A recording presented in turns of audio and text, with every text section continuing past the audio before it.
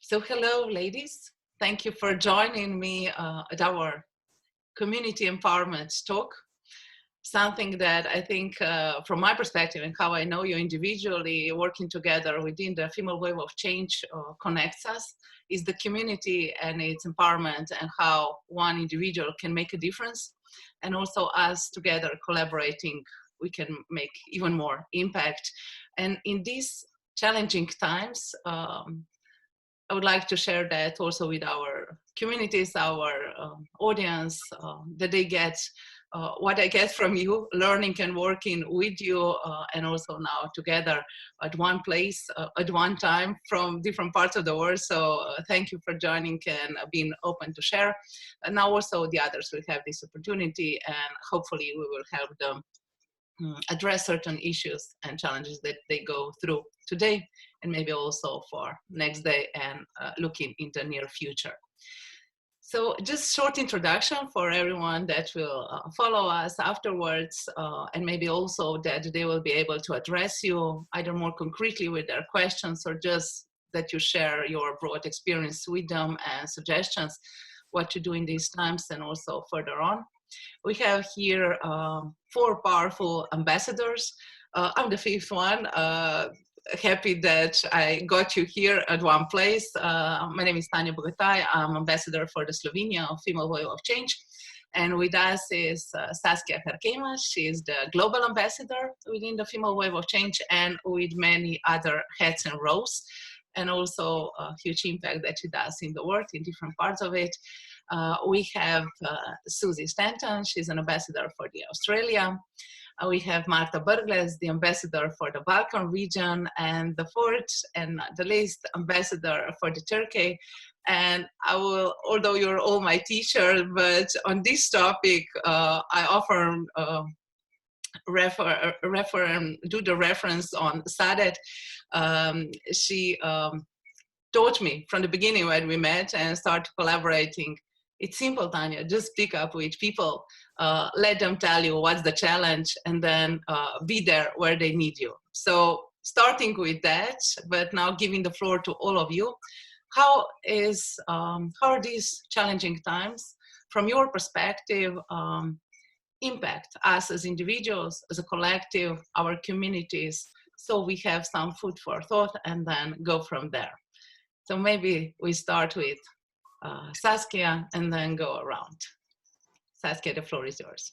Yes, thank you, Tanya, and thank you for the invitation, and it's a pleasure to be here with all of you. I think this is something that in my long life I have never experienced. I never would have thought it would be possible that something like this happened.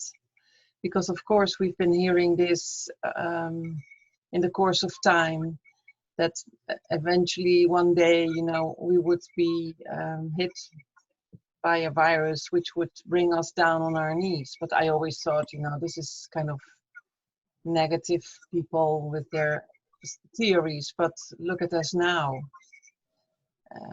This virus has brought us down on our knees, and this is not in a negative sense that I mean that, but meaning that we have to, it's not, what is not going to save us is all the knowledge that we have acquired throughout basically centuries, and all the technological expertise that we have, and all the intelligence that we have acquired. This is not going to save us. So this is kind of, I see it as a lesson in humbleness. We have to become humble again at the magnitude and the awesomeness of nature, and because it's a virus is a natural thing. You know, it's something that is always around us, bacteria, viruses, but this virus is of another kind, and it really is making us look in the mirror, and it's really shaking at our fundaments. because we realize that with all our intelligence, we are not going to be able to deal with this. We cannot outsmart it, we cannot deny it, we cannot neglect it. So what can we do? Because this is the question. And I think we are in the process of trying to find out. And in any case, what we can do is go back to those fundamental values which somehow have become, they receded to the background, is my feeling. You know, fundamental values about a sense of community, about caring for each other, about respecting each other, honoring each other, and also being there for each other. They have somehow become always a secondary motive or a secondary goal. And this is the only way that we are going to get through it. If we just stick together, help each other, share knowledge and everything. And so, yeah, I think this is, nothing is going to be the same after this. I very strongly believe that. And the thing is that we don't know yet what that means after this. We don't know yet. We are kind of now in this period of uncertainty. And this is where, from an academic perspective, what helps me is, because this is something that I also, when I was doing my PhD, I framed my PhD in a theoretical framework about complex adaptive systems. This sounds very complicated, but it's not, because it's basically living systems. So I framed my PhD. This was quite uncommon, and I studied, you know, how living systems function, and it can be ants or bees, or even, you know, how nature behaves. And nature is an endless, complex adaptive system. It constantly adapts to whatever happens. And if you then transfer this idea of how living systems function to, yeah, also how the world functions, then I become very optimistic, because complex adaptive systems always adapt. So there is a period of chaos, and we are now in a period of chaos, but it's the natural course of living systems that a new order will emerge. We don't have to do anything, basically. It self-organizes, it's emergent, and then you create a new order. This is how evolution also functions. So in that sense, I'm very optimistic. I'm sad because we needed this somehow, because I think many of us felt, I even was talking to my mother yesterday. She's 88 years old, so she's gone through a lot in her life. And she said, we couldn't continue like we were doing. And I think everybody knew that. We just couldn't continue. It was like we were walking in an alley which was a dead-end street. So we needed this. And we are now in the period of chaos. But if we stick to the idea, we are a huge living system, including all living creatures. We will adapt, and order will emerge again. This is the course of life. So this is how I see it. Thank you. We continue with Susie. Yeah, I couldn't agree more with what Saskia's just said, basically, as far as the concept that we're going to pull through this together. You know, like this first week for me here on a personal note has been fairly overwhelming, and I don't think that's been, I'm the only one. I think a lot of people are going through these feelings of loss of empowerment, loss of control, fear, resulting in the hoarding and everything that we're seeing around that, around communication to do with conspiracy theories that we've talked about just previously a little bit. All of these are a natural human reaction to the loss of control and fear and our fight and flight responses, getting back to the basics of who we are as human beings. And the positive, though, that we can see if we seek it out is that there is opportunities to right what we've been doing in this world. And there's a lot of technology that's also underpinning that. You know, some of the things that I've been searching out, such as he's been listed as one of the world's 50th greatest leaders, Peter Diamandis, and his Singularity University. I was watching a crowdcast from them the other day, and some of the global leaders and experts talking about obviously our current challenges, some of the solutions that we've got today from a technological perspective. We just need to pull together as humans and start to go, you know, what is it that we need to do? How do we support each other? And how do we make that ripple effect from one to many? That's certainly how I'm seeing it anyway. Thank you, it's powerful. Marta, can you add up your perspective and thoughts? Yes, well, I think what you, Susan and Saskia said, and there is chaos, but from chaos comes the light, maybe, and that's, I think, what also we have to have that faith. There is fear, there's a lot of fear, and it's true that this explains, I think, a lot of the overreactions, and especially we see in psychology the denial, no? Because we always deny the unknown. There's nothing that scares us most than the unknown. Especially, I think, when we are grounded in our lives, and it's everything going okay, and you know, your family and your business, and all of a sudden you're shaken, and you know, there's something new that you don't know how to deal with. So of course there's a lot of fear, but I think we're all being affected in so many different ways that it's more than just a disease. It's more than just being sick. Of course, this is the main thing.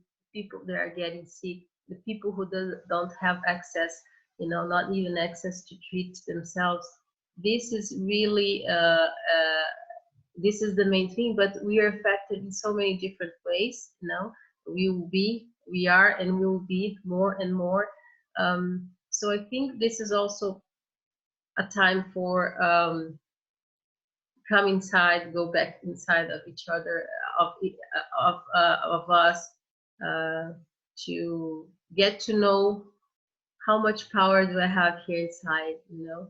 And I think if we are grounded and we find this little space of silence, I think from that silence, from that moment, maybe we can look at the chaos from a different perspective, not with fear, but with curiosity, with calmness, because we need now to just think that everything will be okay.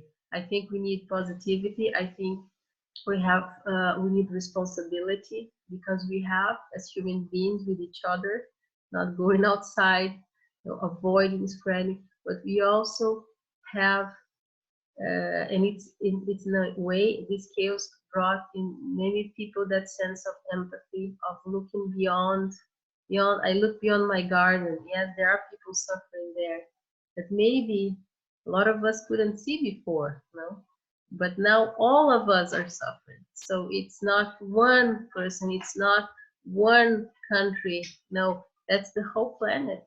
So it's time for us to really reflect that our pain goes beyond our garden, and find this moment of peace, that we can breathe in, that we can find our inner strength, because we are all being tested here now, and that's the time for us to show that we can reinvent ourselves, and can we move on, and we can have eyes that go further, that go more than just my little world.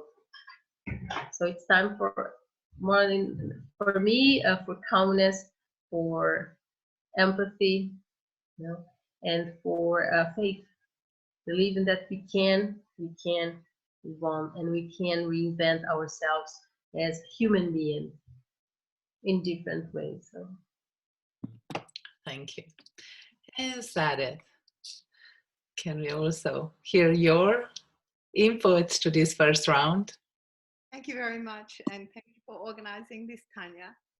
I couldn't agree more with the ladies who spoke before me. I do agree that this is the time to reflect, replenish, and then reorganize the unorganized, and and start protecting the social fabrics of our society. Even though that it is very scary, it's chaotic, there's lots of misinformation, good information, and to deal with all this at another level is, sort of the uncertainty and what's going on with looting and everything else. I think, it is that time where we still have hope, and I still see hope with, sort of the communities that I'm living with, or the communities that I know in Australia, that people are gathering and supporting each other, so that the hope is coming. But it is challenging times, and during these challenging times, I think it's a good opportunity for us, closed up in our homes, nowhere to go, only very limited. In Turkey, they've closed everything down. They close schools, shops only a couple of hours, banks are closed, they only take 1 or 2 people at a time. They limited the number of money that we can take from FWoC. Chemists, won't take anyone in. They've got these little windows where they dispense the medication. Hospitals, is the same. So it's very surreal. People don't go outside as much. The traffic, I went out yesterday. I couldn't believe that I went to the destination, so in such a short time, and got back, and everyone was wearing masks and had those Turkish colognes spraying people. So I think people do understand that we need to take care of each other and also the people around us. But it is an opportunity for us to reflect and just think of those other people who are less fortunate than we are. And this is why with Saskia and our Impact International leaders, we set up another website to, hear the voice of the voiceless, those refugees on the borders, and no one's looking after them. There isn't any sanitary there, there's any showers there. So, there are other, communities out there, displaced people out there, homeless, who's looking after the homeless?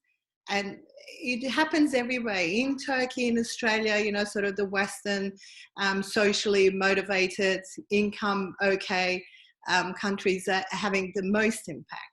So tonight in Turkey, all domestic flights will be closed. Now we've closed flights everywhere else, and now the domestic flights. So, it is challenging times, but we're going to come through this. And as I agree with Suzanne and Saskia and the previous speaker, that, we need to stick together and start organising the unorganised, and giving back the empowerment to the people, that they are able to join hands together to support the community, even if it means we can zoom into their homes and not physically, even if it means that we can't hug them and kiss them, we can still send our message across. And we need to do that, and we need to do it effectively, efficiently, and in a caring, and just telling them that they're not alone, and we're all in this together, regardless of our financial status or our culture, colour, creed.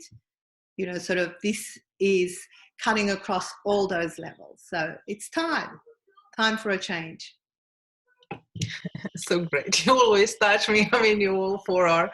So we'll probably shift some things around it, because we'll take what you brought to the table and use it to share what you experienced so far.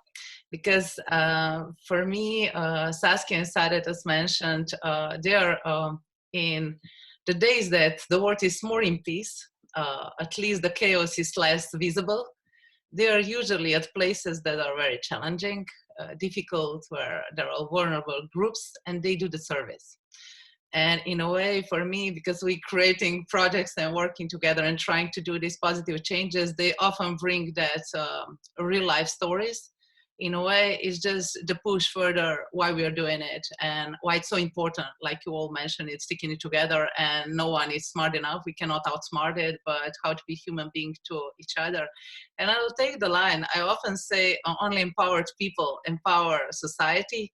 And Saadet just said that it's time to give back empowerment to people, to stick together and to find solutions, and we're gonna go through it. So maybe Saskia and Saadet, from your, although Saskia said, I've never seen something like that, and I didn't imagine that this could happen, right? And the words that many of you use, is surreal, it's unimaginable, it's so different, it's time to reflect, but still what we can do, because there's a power in each and every one of us. We can do so much more, also when we stop and see what I can do, how I can contribute. So maybe a few thoughts. It doesn't have to be final, it doesn't have to be the smartest one that you will ever say, but right now what we can still do to give the power to people, that means us, and to create that empowered communities, although the difficult times or challenging times. So 1, 2, 3 ideas. We start with Saadet and Saskia, but I know that also Marta and Susie can add up theirs. Go, Saskia. Yeah. Oh, okay. Yeah, I think if now it's the time, it's also to go back to ourselves, to go inside, because then this is where the answer lies. Because you cannot, every single one of us will have to decide, okay, how am I going to deal with this? So there's not only this understanding, and nobody from outside is going to save us, but not even our partner or our neighbor is going. We have to save ourselves. This is the only way to do it. So this is going to lead to kind of a lot of reflection. Okay, what am I going to do? How am I going to deal with this situation, which is so uncertain? I don't know how long it's going to take. And what am I going to do? And I think it's also the time to tap into our humanity, because this is where the answer lies. There's not any amount of money, any amount of power, any amount of connections, any amount of technology that is going to solve this. It's only us that can solve this, how we deal with it. And I think this is one of the things I like in Holland. I have to be honest, because we have been criticized a lot about the fact that we didn't choose for a lockdown. But what our Prime Minister is emphasizing every single time again, the simple things. You have to keep a distance. You shouldn't go visit people. It saves lives. We think it's because we are so used to think in terms of high-tech things, and then we cannot imagine that something so simple could save lives. But it does save lives.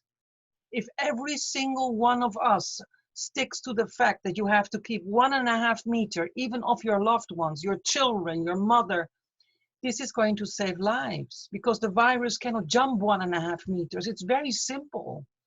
And and this is what somehow people are not doing yet. So if they start doing that, and there is already research proving it, then then I think that the virus would just eventually die out. But of course, more importantly, so that is at the individual level what we can do. How do we now deal with the disadvantaged in our societies? And I think it becomes so visible that we have neglected them while this hadn't happened yet. They were kind of tucked away somewhere, okay, this is a problem that somebody else will solve. But now they're really left to themselves, because I was speaking to someone in Lesbos who had been there 8 days just now. Can you imagine how brave? And they don't have anything. They have kind of, everybody running these camps is kind of in this mode, oh, I have to save myself. And all these thousands of people are left to themselves they don't have soap, they don't have water, they don't have disinfecting gel, they cannot keep 1.5 meters from each other. So they lack the most basic means to even deal properly with this pandemic. And not only in the camps, it's very extreme, but I see it also happening in Holland. They're closing down asylum camps. They have put a halt to asylum procedures. Can you imagine? Why would they? I mean, we have Zoom. Don't these bureaucrats know how Zoom works? You can have interviews with refugees in their asylum procedure via Zoom. You don't have to see them if you don't. And even if you keep to this 1.5 meter distance, you can still have the interview. But they have stopped all the procedures. So what kind of message are you sending out to people who are already in such a difficult situation? So where we should start tapping into our humanity and think, okay, now we have to stick together. Still, you see some of these mechanisms. Oh, no. I first have to save myself, and then I will start thinking about you. This isn't going to work. This is not going to work. And I hope that people start to understand that. And I think that what is really necessary, and I'm going to start doing that, we really should hold people in our surroundings accountable. So when we see people on the streets doing as if everything is okay, you know, having, I don't know, fun, and say, listen, what are you doing? I mean, you're endangering your own family, you're endangering your community. You cannot do this. And this is where we self-organize. We have to start self-organizing and holding each other responsible. And if people feel fearful, okay, then let's talk about the fear instead of hiding it, because we've done that, you know. You don't talk about fear, you don't talk about anger, you don't talk about the fact that you're depressed, or because then you go to some psychiatrist or you go to an expert. No, let's now all help each other in this, because there will not be enough psychiatrists to deal with all the fear that we're experiencing. And fear is such it's so normal to be fearful. So let's not label it as something which is that needs to be medicalized. Oh, you need to go to a psychologist. No, why would you? We are all afraid. I think we have that in common. So, and then we learn from each other. So how do you deal with the fear? How do you deal with the anxiety? And this is where we start to self-organize. And then once we do that and we take responsibility, then things will become better. But if we are still in this mode of, oh, everybody for themselves, the hoarding, as long as I'm saved, you know, then I'm fine. This is not going to help. I'm sorry to say that. So I think we need to, the empowering is in helping each other, really helping and seeing without judging, seeing, what's happening, and taking action at a micro level even. And everybody around us where you can. Yeah, this is how I see that. And Saadet, you mentioned before, we need to reorganize things that are now being organized in a certain way, or what's not organized, put the order around it to make it work. How? We can see the governments can't organize a chook raffle, as we used to say back home. We know for a fact that, you know, sort of some of the information that they provide, health, yes. Do this, yes, you know, sort of let's agree. But it still falls back onto this financial thing, you know.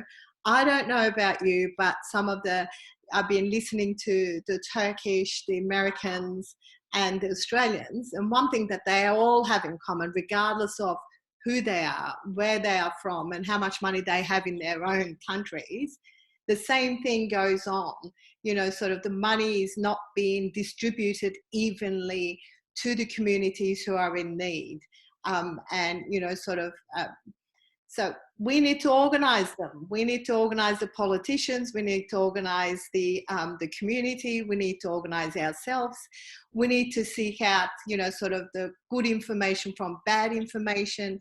And how do we do this? How do we do this when we can't even step outside? Well, they reckon that we're going to have curfews starting next, you know, sort of midnight tonight or Monday or something. There's all these rumors are going around. So we're going to be really stuck at our homes here. So therefore, you know, sort of I've been thinking about this since your email. How do we organize the unorganized? How do we empower people to regain the power that they once had, to speak up when they need to, and speak with their feet when they're voting next time on bad policies that's going to have an impact, sort of not now, but, as we can see in years to come. So the outcome of this is going to last us for a long time. So therefore, and I think we need to keep it simple again. We need to talk to people to tell them that it might not be okay, but it's going to be okay. So what do we do? Don't, let's, have a look at it. Support the communities around us, support the old people around us, speak up about the refugees, speak up about some of the women issues. One of the things that I started talking about here is that, and from, sort of one of the notices that Saskia sent was that when people are, there's going to be so much domestic violence happening during these times, sort of we're going to have lots of children behaving badly because we're all cooped up in the same, so that we might be offer, sort of those people with qualifications and professions and expertise and experience in this area to provide opportunities through, sort of the technology to provide some sort of a release. Now, our childcare closed down. 61 children went back to their homes with their parents. Some of them are small. We've just organised them in the childcare, that they knew their friends and so we needed to reach out to them. So I've organised webinars, seminars, every day, 1 hour, about how do we look after our children in our homes, what type of activities we do. So I've got, sort of people, child psychologists, webinar for parents in the evening, how to deal with this issue. So, and now we've done our first one last night, and yesterday evening, and it was so popular that we only made it available to our parents because, sort of, I didn't have anybody else's emails, but then our parents now got other parents. So we're now going to be doing that in 3 languages, Turkish, English, and Russian, because our childcare was 95% people from non-English speaking background, and Turkish government, even though that we have other residents, none of this information was passed on to them in their own languages. So the next thing that we're going to be doing is providing every information that comes out from the health department to be able to translate that into Russian and Turkish and English and provide that opportunity. So one of our partners, Yulia, the Russian woman, she set up a Facebook just for this, all in Russian, providing information, services available, and we've started talking to psychologists, psychiatrists, children, sort of childcare workers, school teachers, who are all willing to provide some opportunity, some release to parents, so that we don't put our children in front of the, sort of the sparkling internet or tablet just because we want to clean the house and do the shopping and look after our parents. So that during these times, so we're babysitting in people's homes, Tanja. We give them 1 hour only, because we don't want children to be in front of computers more than an hour, to, sort of sit there while we play with them, read books for them, and do all these things while the parents can attend to their own needs. That's something that we could do. And I think during these times, the creativity comes out. You wouldn't believe what people came up with. Now, we've got a couple of women here who reads newspapers, but they're 85 and they can't go out to buy it. So I go every morning with my mask and everything else on, because everybody else is wearing a mask. I don't know why I wear a mask, but it looks really interesting. Mine has a big cross, red cross over it, that I made myself, and buy the papers and deliver it to their post box, and they come and pick it up from there. And I think these are the small things that we can do, and just walk around the street smiling is something that we need to do more often. You realize that people are so, sort of, I don't ask you to go outdoors most of the time, but even if you're posting photos, let's smile about, yes, we can deal with this, but we can continue to smile and continue to make something out of our life, but not just ourselves, but think of it globally, think of it collectively, think of it as, sort of, we're building new communities. I have this more energy now than ever before, that these are the times that we can actually do this and do this well. That's about it. Yeah, so great. Thank you for sharing. So you mentioned to lead with an example, right? We often say it's easier sometimes saying than done. But Yeah. I've seen Marta, your beautiful daughter, behind you running around. So I can imagine that if nothing else, she's like a huge empowerment boost for you in this time and in any other. And if you two, Marta and Susie, being both entrepreneurs as well, can lead it further, how this can be really an opportunity for all of us, like Saadet said, to be creative, to find new ideas, what we can do with it, and with that empower ourselves and also communities and lead, in a way, the way to the better future or just newly created future that will, again, work for every one of us. So Marta, maybe we start with you thinking, I mean, I've just seen Nina behind you, so Yeah, she's that might be good around. for you for the future, right? Speaking about it. Yeah. Well, I think these are very challenging times, of course, and it's again that word that always comes to me: reinvent yourself. Right now, find another way.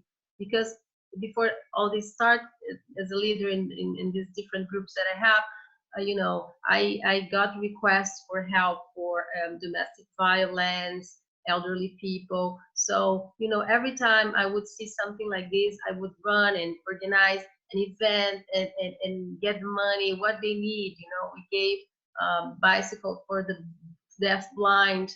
We built a safe house for women that suffered domestic violence, the safe houses. And I'm like really passionate, so I go there, I see what they want. And now it's hard. I cannot, because now we are in this situation where all that I've been doing, it's not possible to do the same way. So I will have to have a look at it and find other ways to continue doing. But I think this the isolation is something, of course, that restricts a lot. But there are many things. One thing that's, for instance, I think we need specialists now, and I think each one of us will use our gifts, our talents, to find a way how I can contribute.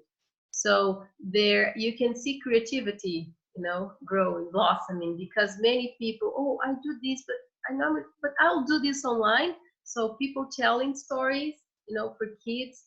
So there are many different ways, and I think it will come from the community small. It will be small. So me, so I think as you know, I don't have, for instance, access to the refugees here in Slovenia. You know, then it's difficult.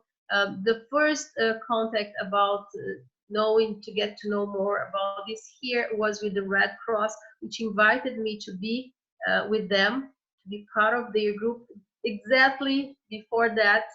And I can see that they're doing great things here. And now I can't, because also, as Saskia said, you know, I think of the people outside, but we have a duty also home. So now, I mean, it's only me and her, Nina. You know, my husband is in the Gulf of Mexico. He cannot come back home. My family is in Brazil. I have nobody, and she doesn't have anybody else. So first of all, I think my first duty is to take care of me, be strong, go through all these, make her strong, keep her healthy. And in the meantime, I'm looking here online, which is what we have now, ways to help. So one of the things, telling stories for kids, we're organizing something for kids. I connect people with different languages because I'm an international community. So I thought many people, maybe, I know from Brazilians, for instance, many of them, they can't read Slovene and they don't even speak English. So how do they know about the news? How do they have access to what is going on? So we spread that we have in our club people speaking all languages, Chinese, Korean. So if you need help, please contact us. You know, if you want to get in touch with somebody from your country, maybe that is living here, we try to connect people, because I think also, you know, I don't know, maybe you were here and you were from Israel and, you know, speak English, but you would like to talk to somebody that maybe knows you more because you're connected by culture. So we try to approach these people, we try to make them connect. So at the moment, I'm thinking about my community and around what we can do. I think one important thing is the thing with the kids, by my experience. You know, they're home, they do the lessons here, they every day she gets the lesson sent from school by email, so we do the lesson together. But what about then the rest of the day? So it's like, of course, kids want to be on the computer and playing. We need to find ways to get them access to other things, be creative. Another thing that I think it's important that you said, Sadi, this thing about connecting the kids. They miss the other kids. They need to continue, because I think that, for instance, Ina, she feels more the isolation because, okay, so if you're in a family, have friends 3, 4, they're playing with each other, but now it's just me and her. It's like, okay, the first day is great, mommy is all the time with me in the set, but it's been like more than a week, and now she's not talking to another kid, at her age. So she will need that. So these groups, maybe a storyteller, and that we connect, we make like a Zoom meeting or meeting that kids can see. For instance, from their class, I requested some moms that we go together and that they can talk to each other, that can see, So I think this is important. But I think this is the challenge. Find my gifts, or what can I give now at this moment? What is possible for me to do it, and go work on it. Because this is what we need now, from my point of view. Use our talents and our creativity more than ever. It's powerful. Thank you. Susie? Yeah, I pick up on something Marta was just saying then, as far as that resonated with me in my own story. This particular week has felt quite overwhelming at times. So I've been really gentle on myself, and I think that that's part of each of our ability to affect change, is to start with self. And I get where Saskia's coming from, in the sense of not focusing just on self to the exclusion of others. But my concept around self and the empowerment of self first is about our ability to have the capacity to help others. So for me, I suppose telling it from just a personal story, this week's I've let my routine go a little bit. Like I used to be very vigilant about getting up at 5 in the morning, doing meditation and exercise for the first hour, writing in my journal, and then basically 60 to 90-minute blocks of billable work and networking and business development, and all the way through till basically 8, 9 o'clock at night. So that routine has taken a bit of a sideward step, but I've been non-judgmental with myself about that. And I think that that's one of the key things that I'd like to point out, is that it's about awareness for me. I feel that there are just two main things that we can control right now. One's our awareness. So where are we at? Who and what is being affected, and what can we therefore control in terms of our own awareness. And therefore, what are the choices that we make? Because with our thoughts, we make choices. With our actions, we make choices. So having given myself a little bit of space and not judging myself for getting out of routine, now that I'm feeling a little bit more centered, and I've given myself that opportunity to have that time, I'm actually looking to implement my routine again. And I do feel, as some of the other ladies have already mentioned, that that's an important part of, particularly if you're in a self-isolating scenario, that we bring some routine back into our lives, so that we can again be aware of what our actions are, we can focus our attention, and we can make choices, and therefore feel empowered in ourselves. And in regards to focus, one of the key things that has brought me back into alignment and feeling better as far as my energy is concerned, and my wanting to get back into a level of routine, which is self-empowering, and then enable me to empower and get out there and help others again, is around focus on what empowers me. So information that empowers me. So I'm really not on Facebook a lot. You know, I'm not really interested in going down rabbit holes of conspiracy theories, or, you know, this information about gargling this is going to help, or doing that's going to help. My attention to empower myself is to focus on the information that I know is concrete in nature. So from World Health Organization, from, you know, real global experts in their field, through, you know, the health government bodies that we've got here in Australia that are putting out information. They're the sort of things that I'm focusing my attention on and seeing where that can help increase my awareness again about what is it that I can control and what can I potentially do and help others in my community do. One of the wonderful things that I've come across recently that I'd love to share with, again, I think that's why focus on information that's empowering and in a positive nature, what we can do and how we can use this opportunity to our advantage as a human race, as a human species, is one of the businesses and social enterprises that I work with. The gentleman has gone into self-isolation due to contact with a health worker that has COVID-19, and he started taking a video log of what he's doing in that scenario, because he's actually holed up with an ex-wife. So they're not normally in the same space. They share a stepdaughter and a son.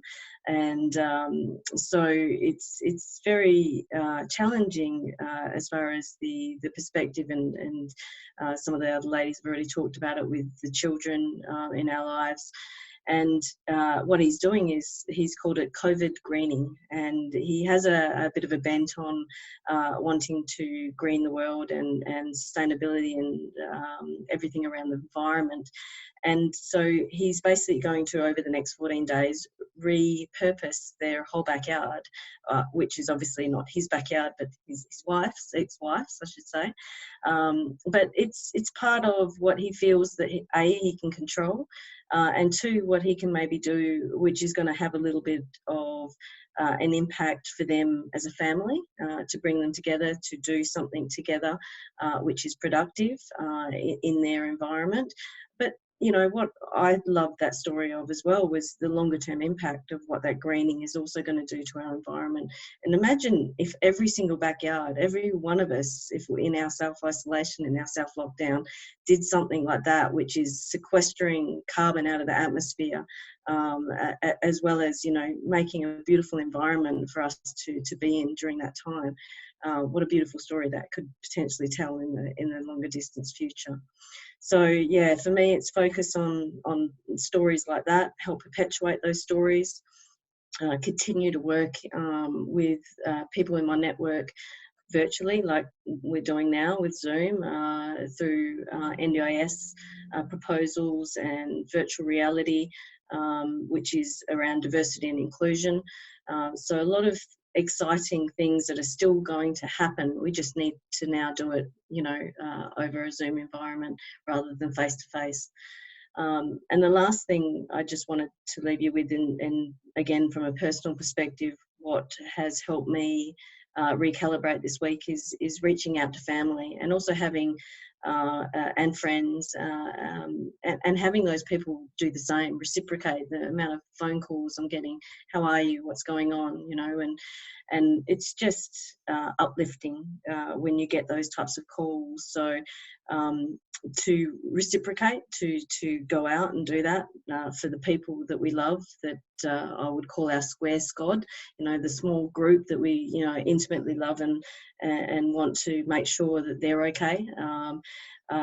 For some of those individuals, because I don't have children of my own, I've said to them, well, I could take your kids for a little while. Obviously, I'll stand 1.5 meters away from them, but I still want to have, you know, or give them the opportunity to have some time out, maybe, you know, and love the suggestions around the webinar and the reading of the books and things like that. I'd love to have the other ladies share some of that information in the longer term to the people that are listening to our recording as well, so that we can potentially share that with our own networks and pass on that wonderful wealth of information and opportunity to give the kids some empowerment and the parents some time out. So I think, the key is look after yourself, focus on the positives and what you can control, your awareness, your own choices, and offer assistance. You know, get out there and be there for your family, your friends, in whatever way possible. Because if we each did that, the ripple effect would be huge. So powerful and touching. I knew that you four needs to be together, not just for ourselves, but that was a gift on its own, but also to share this wisdom and your big hearts and huge minds, being all the time creative and finding solution also with others that will have the chance to hear this and meet you all like this, and then maybe also contact you afterwards for your service or your share. Can we round off today's talk? I often say if we have only today, I mean, you've already shared a lot of yourself since now and also today in this hour that we spent together, but what would be one message that you would like to share today with the world? You all work like heart to heart, one person to another human being, but then we also reach 8.7 billion people if we continue like that, this wave. So one thought, it could be one word. I acknowledge you that you are all here today, that you took this strong stand to be here for yourself and for each other. And I know personally go through some challenging times as well. So it's not being too strong on the outside, but very vulnerable with ourselves and also sharing this. So one thought, one word that we round out today's talk on community empowerment. You can choose your order. So yeah, I would, I think the biggest gift that I have received from refugees is that they have shown me, not taught me, the incredible resilience of human beings and the strength. And this is a gift, this is without a price. And we are so resilient and so strong. So we can do this. We really can.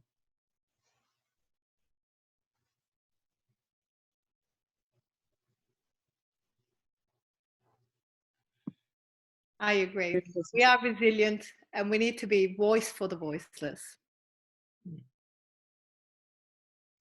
That's my 2 words. Awesome. Love it.